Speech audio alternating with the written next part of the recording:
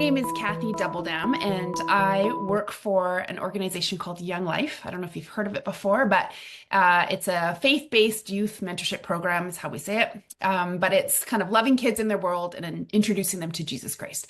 And so we work with junior high and high school kids. About 11 years ago, I felt the call in my heart to there's a branch of Young Life called Young Life Capernaum that's out of the US, to bring that up to Canada, which is how are we making sure that the gospel is getting to our friends with disabilities?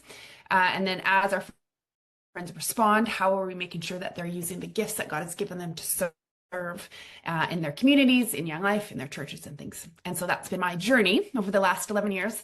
And my only training is I have a brother with special needs. My parents fostered kids growing up, and one of my brothers stayed with us. He has fetal alcohol, and it's been a huge part of my life. Lived with me for a number of years and has just moved out with my other brother in Ottawa now. But my kids all know him. He's been raised by him as well. So he's been a big part of our family and has been my just life training. So I have no technical training, but just life training. So we've heard 3 great sessions already. It's been lots of the theology and the heart and the reasoning behind what we do. And my job today is for us just to think through the practical, like the so what. Okay, so we have all this information, sounds great. So what do I do to kind of turn the dial in my own life, in my own heart, and then also, in my community, in my church, wherever you're at work. And so I would encourage you to either grab a pen and paper or have something you're writing, because I'm just going to talk through a bunch of things. I'm just going to share stories, tell things, and things might spark thoughts for you. You might think that's a really great idea, or that's something that I wonder if we should look further into. But I'm going to do the practical piece through story. And a little caution before I dive in is sometimes, and I say this because this has been something I've had to battle in my own life, as I tell stories, sometimes in my talking about it, but also in our own tendency in hearing it, some of these stories are really hard to hear. Like, they're really terrible stories, some of them. They're really hurtful, or they're really things that kind of opened up my eyes to the work we need to do in our own lives in the church. And we can accidentally have a perspective of, thank God, that's not our church, or thank goodness that's not us doing that. And I'm so glad I'm not like that. And my challenge for you is to sit in the discomfort, sit in the uncomfortable piece of, we are the church. And so even though we didn't do it, our brothers and sisters have been a part of this. But also to say, Lord, I might not think that way specifically, but show me in this story where you might be kind of stretching my heart a little bit, or opening my eyes, or pushing me into spaces where you're asking me to go that feel uncomfortable. So I just want to give that little disclaimer before I start. But my hope is that it might spark ideas, thoughts, next steps, all these kind of things as I kind of tell the stories. I'm just going to remind us about these 5 stages. It's called the 5 stages of changing attitudes, or this is how Greg had it last time, of the mutualistic ministry among persons of all disabilities. But just before I get into some of the practical, I just wanted to kind of bring us back to these stages, and I hope that it is an encouragement to you that we all come in at stages. The goal isn't for you to enter this conversation at co-laborers. The vision isn't that you would just come in and you're ready to go. When I started Capernaum 11 years ago, I was definitely at the care place. I definitely had that attitude. I was kind of thinking, look at these great kids, and what can we do to help these kids? How can we care for them? And it's been 11 years of moving along to friendship and then to co-laborers for me to get there. So I want to encourage you that this is the trajectory that you're on, but also with your church or your community group or your neighborhood, whatever it is. It can feel frustrating if you come in and they're at pity, but just to give you the reminder that that there'll be different things that we do along the way. There's awareness, there's access, inclusion, belonging. These pieces will start to turn, and it is a step that you go along. So I hope that encourages you and to remind you that this is the perception we're coming into, and we're starting at these different places, and that is okay. But 2 years from now, if we meet again and you're still at the same place, that's where it's not okay. We want to make sure we're moving along the vision there of going through the stages, if that makes sense. as well. So just wanted to start off with that. What brought me here to this place? Someone asked me, like, why are you in this space of working with churches? Because I do work with youth. I do work in the schools. I do work with Young Life. And I have three kind of things that happened in my story that brought me here. One was I started Young Life Capernaum in Edmonton. And as our kids became Christians, we sent them to some of the churches in Edmonton with their families. And all of them came back and said the church asked them to not come. They didn't know what to do with them. They were too loud. They were making noise, didn't fit in. And they just said, maybe there's a better fit for you somewhere else. So they came back to me and said, we don't know where to go. So it's like, well, that's interesting. That's an odd. Okay. So that kind of opened my eyes a little bit. And then I had a youth pastor from another church call me and say that they had a young man with Down syndrome in their youth group, that they weren't quite sure how to help him fit in, but they knew that I was a group for people with disabilities. Could he join us? And I was like, no, like our goal is to meet kids, introduce them to Jesus, and then get them plugged into the church. And he was saying, could you take him out of our church because we don't know what to do with him? So I thought, do you need training? Do you need support? Like it just started to open my eyes about some of these struggles. And then the third one, which is to me one of the hardest ones that I had to face, was I was in Winnipeg for meetings and got connected to this group of families. There's probably 4 or 5 different families there, and all of them are families with people with disabilities in their family. And they all had tried to be connected into a church, were in a church and were asked to leave the church, and had formed a support group to say, we need to support each other. How do we care for one another? Because we can't get into church. So they're like, maybe we need to be our own church.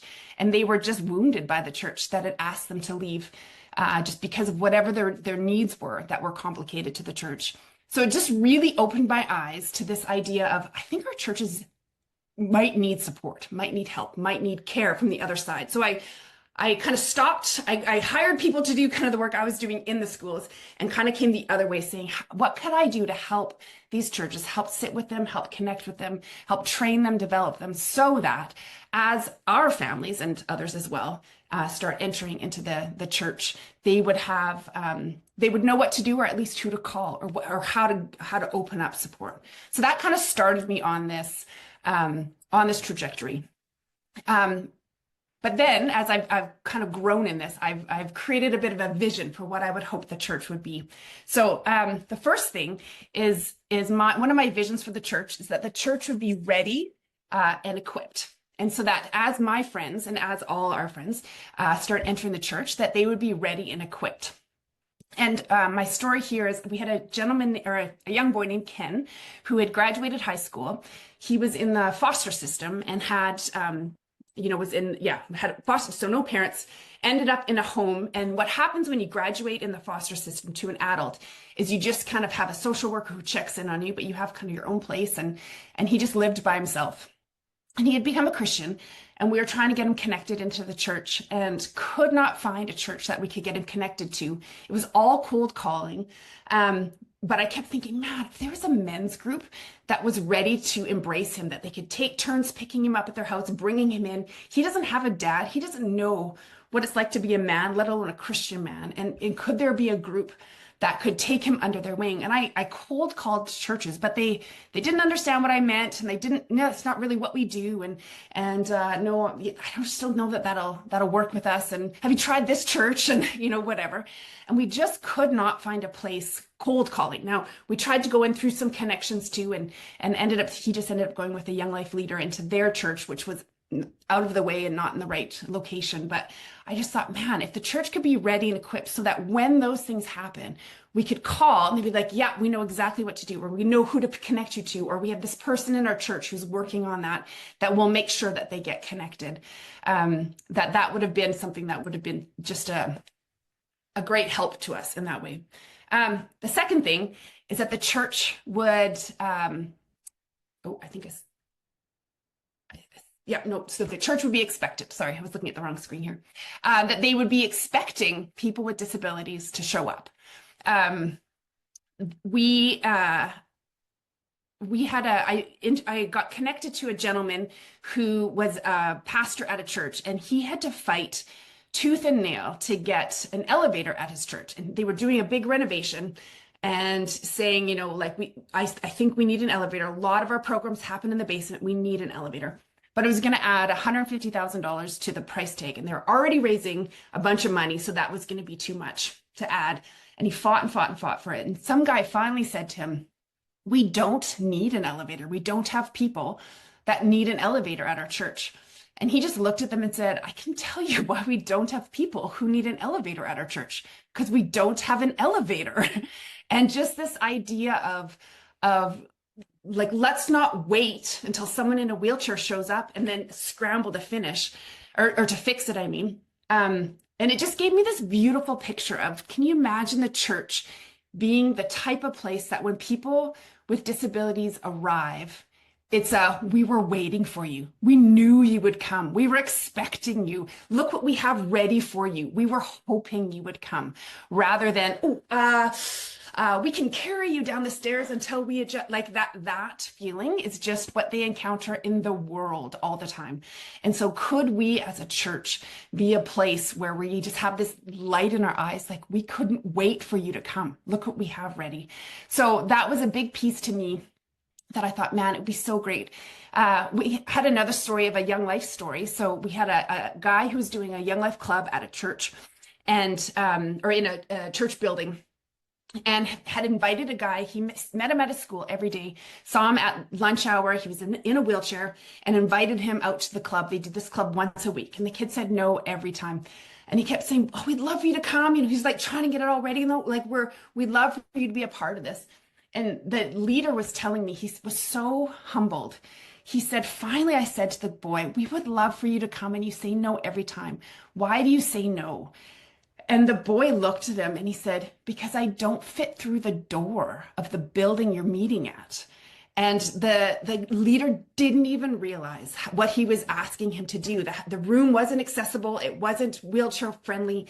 And he was trying to push him into this space, and just had this realization of, you're right. I didn't even think of that. I was trying to get you into my space, not thinking, is this even a welcoming space for you? So one of my hearts is, how do we help the church be expectant? Saying we assume people with disabilities are going to come. We hope they come. We can't wait for them to come. So when they come, they find their space to fit and they belong. And then the last one is that people would be, that the church would empower to serve. And so this would be one of my biggest learning curves that I had a couple of years ago, but just realizing that our friends with disabilities, especially intellectual disabilities, a lot of times we just make assumptions about what they know and what God can speak to them through them, and realizing, no. As each one of our friends responds to Christ, he gives them gifts and abilities to serve in his kingdom and to create spaces where people understand who God is more because of what he has given them.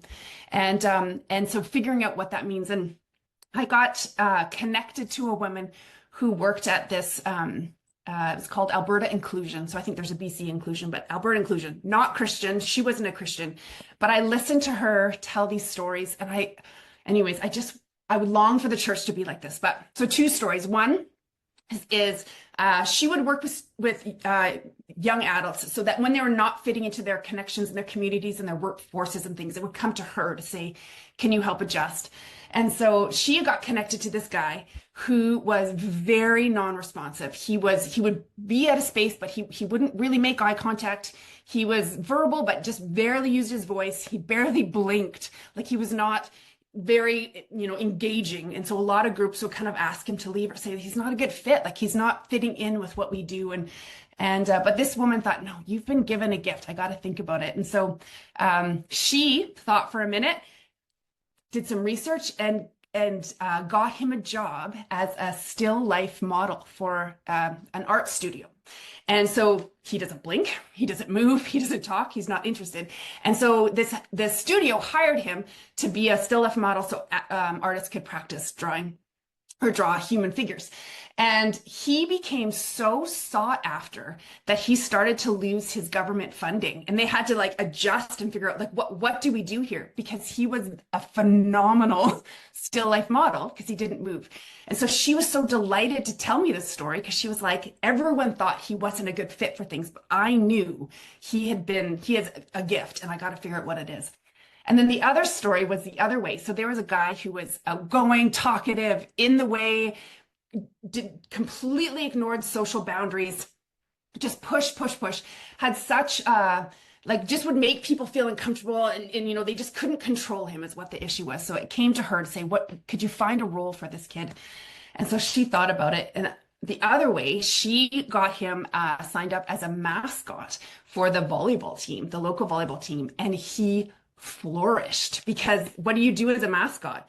You break social bounds, you step into spaces, you create energy, you're loud and busy, and took what his gift was and then created it into this space where he could actually flourish in what he was.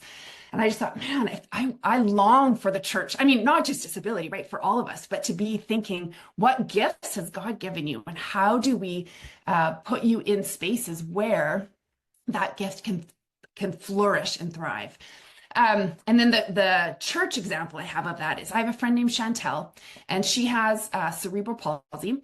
She's in a wheelchair, and her hands, like her body is quite, her hands don't work very well. And, but she goes to church, and she wanted to serve at her church and thought it was time for her to kind of use some of her gifts. And so she was trying to think, what do I do to serve? And she thought, you know what, I'm just going to be easy on the church. I'll just be a greeter, be simple. I can just plunk my wheelchair there. It'll be no problem. And so she went to the church and said, you know, I'd like to serve, but this is where I think I should serve. And this church was so brilliant. And yeah, it was just such a beautiful picture. But the church, the board, or whoever it was, said to her, you are welcome to serve as a greeter. If that's what you think God is calling to you, we will empower that. But we actually would like to call you to something different. We think you would be a phenomenal person to serve communion, which blew her mind. Like, first off, communion is up a series of steps. So if you want to, when you go to receive communion, you got to walk up all these steps. So she physically can't get there. In fact, she often doesn't have communion unless someone remembers to bring it to her. And so she was thinking, well, I can't go up the steps. And then also her hands don't work as well as they could. And so she can't hand people the wine and the bread. And so she was like, I appreciate you saying that, but I don't know if I can do that. I don't know if I physically can do that. And again, they were very cautious to say, if you don't want to, you don't feel like God's calling you, we respect that. But also we see something in you that you might not see in yourself. And we think this would be a gift to our church.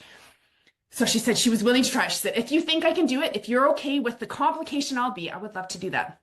And so they moved her communion station down, which cared for so many people who didn't want to also go up the stairs, or that caused complications. So now to have a lower communion station was a gift to a lot of people.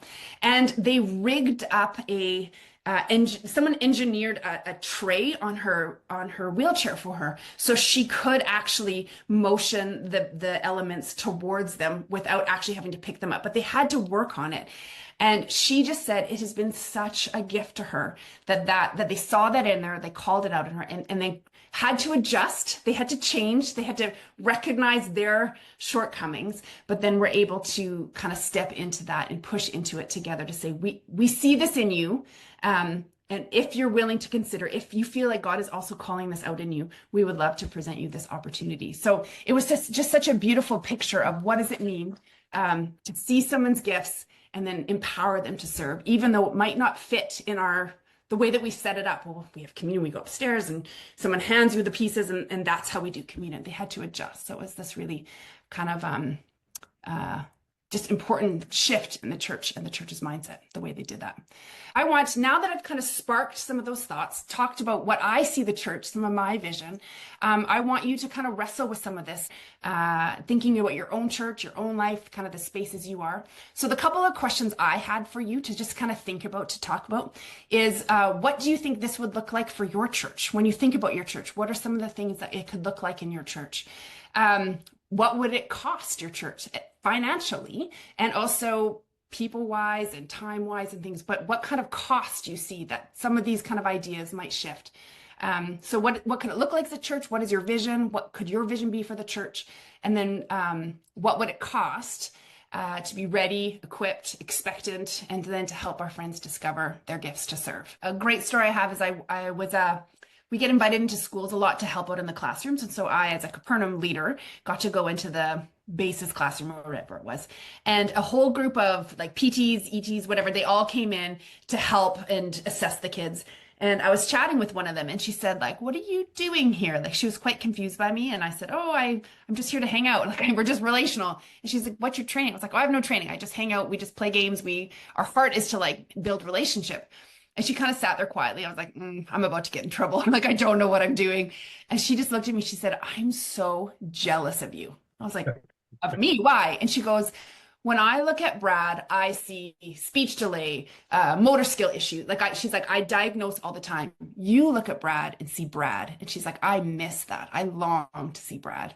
And so just even know that that's the gift. There is lots, and I'll talk about it in a second, but we do need experts around us, but know that the heart is, you're just seeing Brad, you're just seeing the person. And then you're not thinking, oh, what about these diagnoses and stuff? So I was really affirmed thinking, okay, maybe this is good. Our heart is, how do we build relationship and introduce them to the greatest relationship we think. It's not just disability, there's lots, but what this does is it forces us against efficiency and productivity, right? And I find my work holds a mirror up to the church and says, are we really about this, or are you about numbers and about, whatever? And it causes a discomfort. You've got to really wrestle with that. There isn't a checklist and, all sorts of things, but I'm about to give you some things you can do.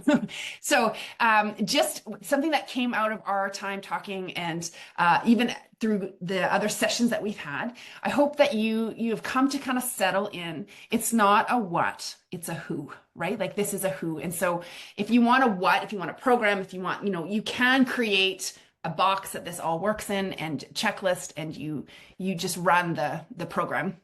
But when you realize it's a who, and when you focus on the who, it's nuanced, it's different. And like I was just kind of saying in the breakout there with my group, but just saying, like, I told you a story of a woman with cerebral palsy who it was a gift to her to serve communion, but we're not going to write down cerebral palsy, serve communion, right? Like, that's not the solution. That's what worked for her. And that's what that church recognized as her gifts. And they had to adjust and work around it to make it work for her. And they had to recognize their own limitations that they had created in the church accidentally, thinking they were being efficient and things. But that's not the solution going forward. And I think I had met with a camp a couple summers ago who wanted to bring in people with disabilities on their summer staff, and we're trying to be open and inclusive.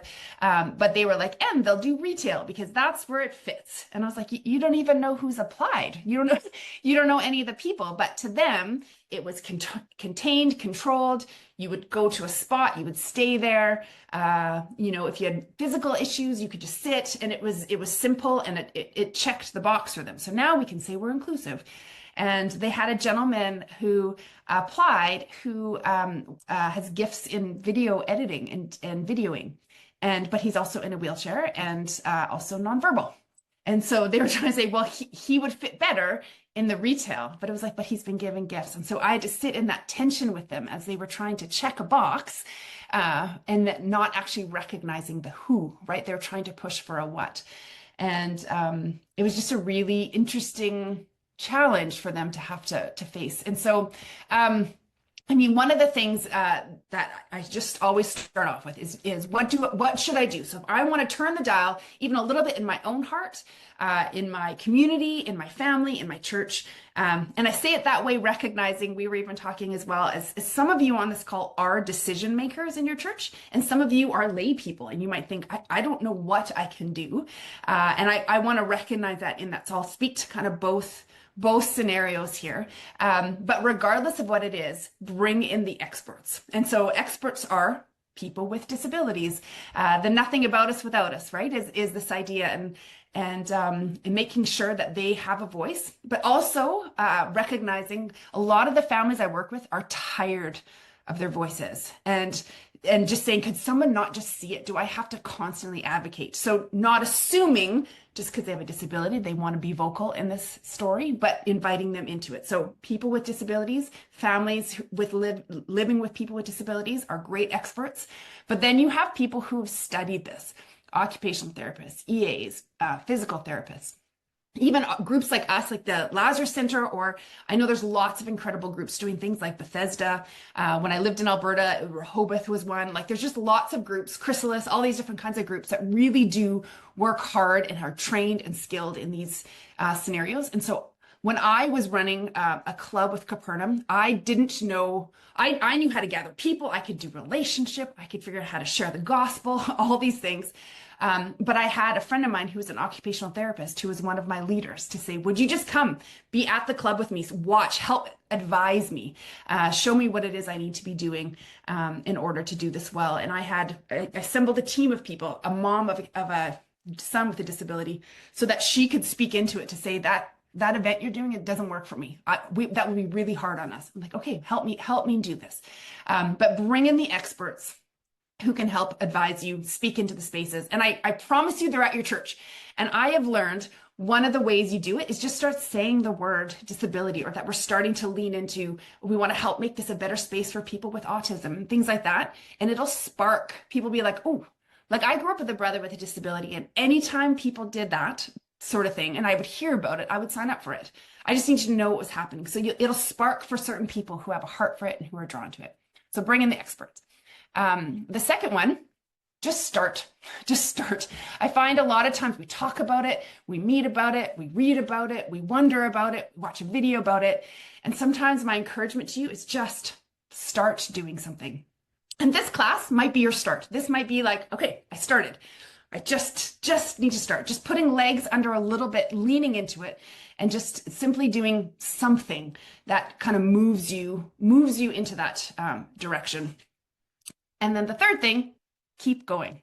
Now, I know this probably isn't the list you were hoping for. You're probably wanting specific things, but this over the time is what I've learned. Keep going, keep doing the thing you're doing. I can't tell you how many kids that I've encountered where their programs have just asked them to leave because it's been too hard, too long. We can't keep going with you. I had this one girl, her name was Brianne, and her and I were hanging out a bunch. I was connecting with her. Her mom was excited. Her mom was a single mom, and she had 3 kids, 2 of them having quite significant autism.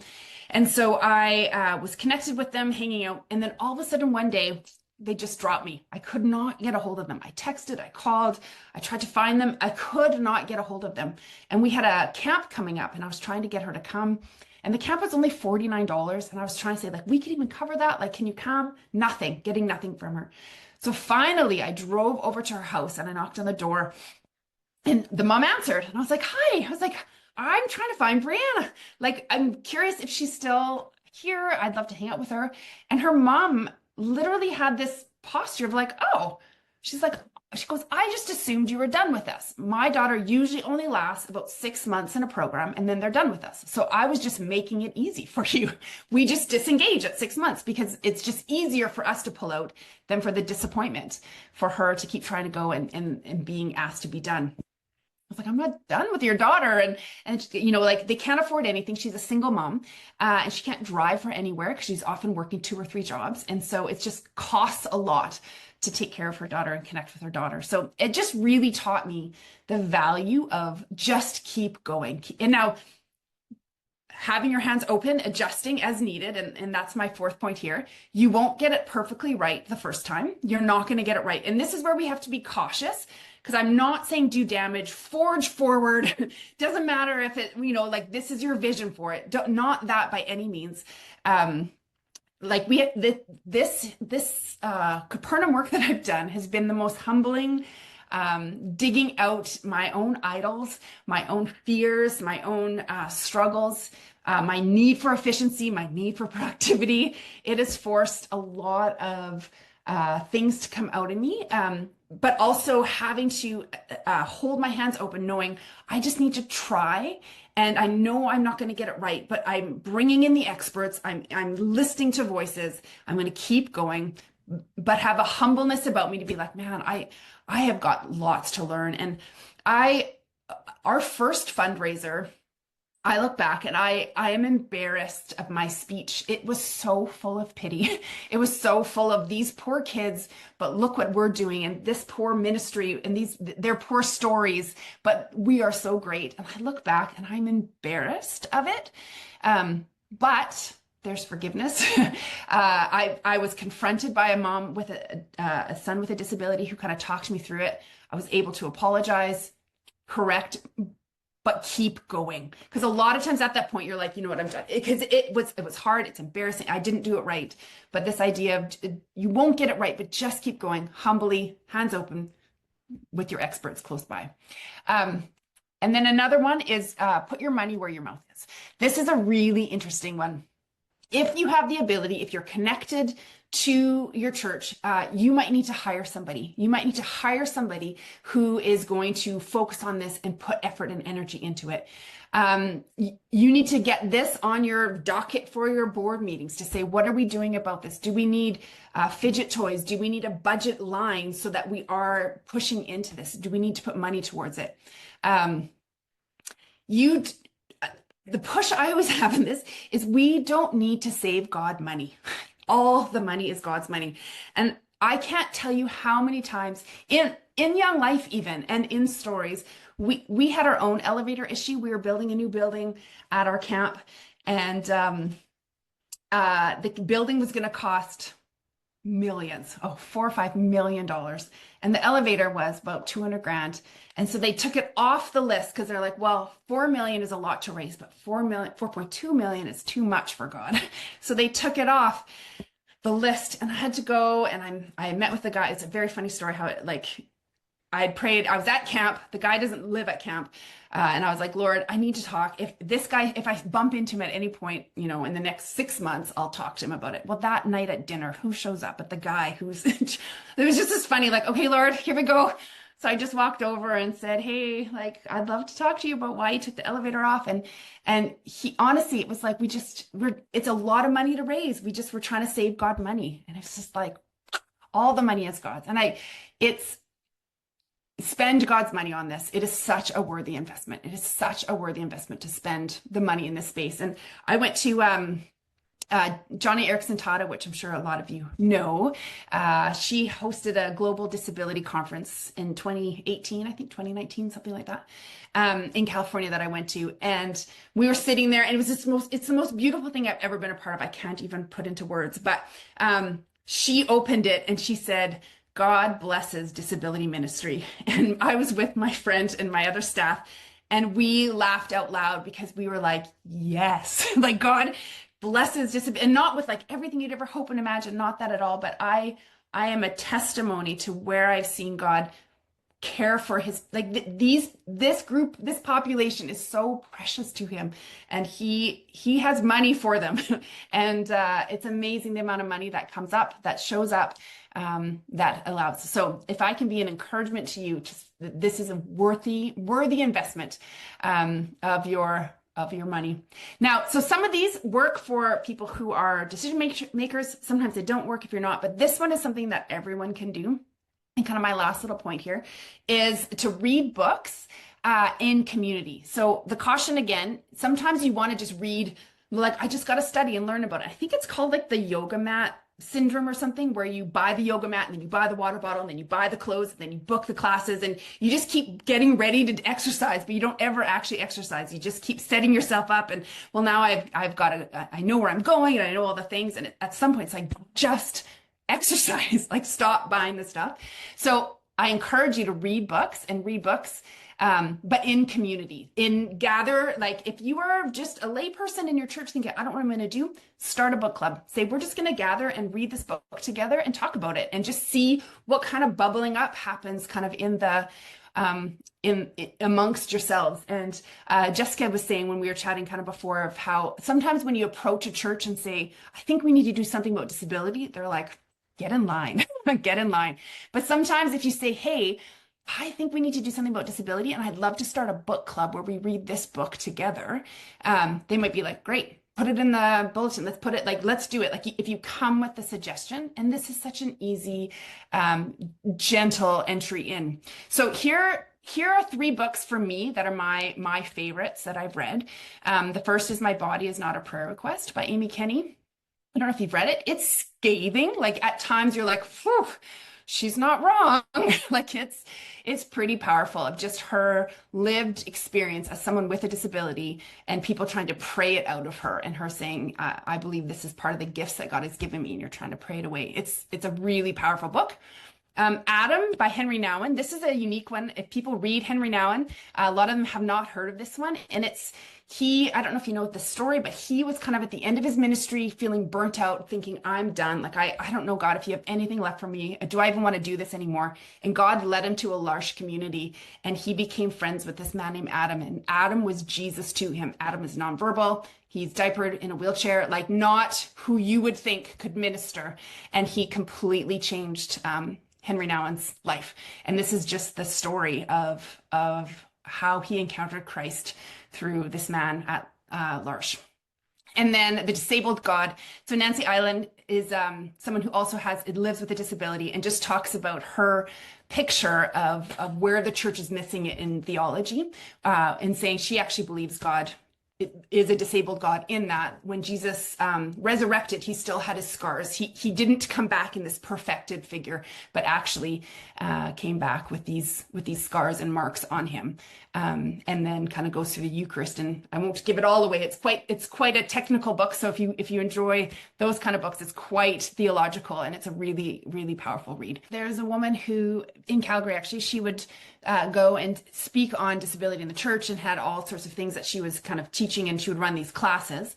And I also was going to help and run classes, but I didn't charge anything because I work for Young Life, so I can't actually charge anything. Whereas this was her job, and I had so many churches that I was speaking to, and she would maybe have one or two, and we finally realized it's because of the cost. Like it's an unfortunate bar, and I would love for church. I mean, even in Young Life, it's still very hard to get Capernaum on the list. Yeah. And to say, like, you show what you value with your time and your money, kind of thing, but also recognizing if we're waiting for money, or if we're waiting to say we can't do it without hiring, it doesn't happen. Whereas I spoke at 8 to 10 churches before she spoke at one, because her cost was a hindrance. So it's a funny tension you have to work within, for sure. What I'd love to give you now is just a minute or two to just, what is your turn the dial? What is your next thing? I think sometimes if you get these great ideas, you're like, this is awesome. And then you go away and you make lunch and whatever, and they're like, I was going to do something. So I'm going to get you to write out, if you can come up with two things. One might be make a phone call. One might be start a book club, order the book, whatever it is. It could be very practical, but just write out. It can be more than two as well. But what are some of your next steps? And then I'll give you one more task to do after that. So just take a minute to write out what are you going to do? What is your practical next step? Okay, and once you've done that, I'd love for you to put a date beside them. When are you going to do that by? So if you're like, I'm going to order a book, maybe you could say by end of today. If you think, I want to talk to our pastor about whatever, that might be mid-July. So, but what's the date? What are you going to do? Pick one of them or all of them, but what is your date that you're going to do? So now with your date, put it in your calendar.